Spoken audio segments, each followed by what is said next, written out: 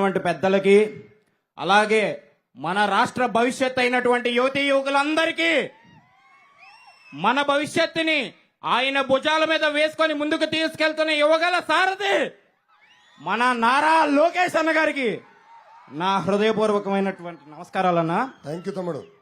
అన్న అయితే ఇక్కడ ముందుగా నేను చెప్పాలనుకుంటుంది ఏంటంటే ఈ 420 ముఖ్యమంత్రి, ఈ దగా ముఖ్యమంత్రి, ఈ ఖైదీ నంబర్ 6093 చేసినటువంటి మా యువతీ యువకులకు తీసుకొచ్చినటువంటి పరిస్థితి గురించి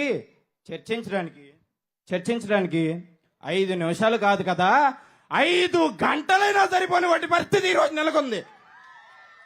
అయితే అన్న, నాకున్నటువంటి సమయంలో నా దగ్గర ఉన్న సమస్యని నేను మిమ్మల్ని అడుగుతాను. ముందుగా ఏంటంటే అన్న, నా పేరు శేషవర్ధన్ నాయుడు అన్న.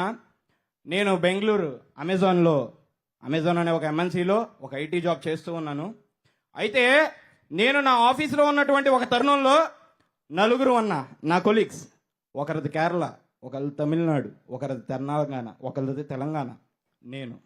ఓకే, అయితే ఒక్కొక్కరికి ఒక్కో రాజధాని ఉంది. ఈ ముగ్గురు కలిసి నన్ను అడిగారు. ఏమని అడిగారు అయ్యా అంటే, నీ రాజధాని ఏంటి అని అడిగారు. నా దగ్గర సమాధానం లేదు. 3 రాజధానులు అన్నారు, లేదు. అయితే అది అయిపోయింది. యువకులకి ఇన్ని సమస్యలు ఉన్నాయి కదా, ఇవేమీ పరిష్కరించకుండా ఇంకేమీ లేనట్టు ఈ మనిషి ఏం తీసుకొచ్చాడయ్యా అంటే ల్యాండ్ టైటిలింగ్ యాక్ట్. మాకున్నటువంటి తమ్ముడు ప్రశ్న అడగమ్మా. అదే అన్న అడుగుతున్నా, ఇక్కడికి వస్తున్నా. నా పేద సోదరుడు ఒకడు ఉన్నాడన్న, ఒక పేద రైతు కుటుంబం అయింది. ఒక్క అరెకరం మాత్రమే భూమి ఉంది వాళ్ళకి.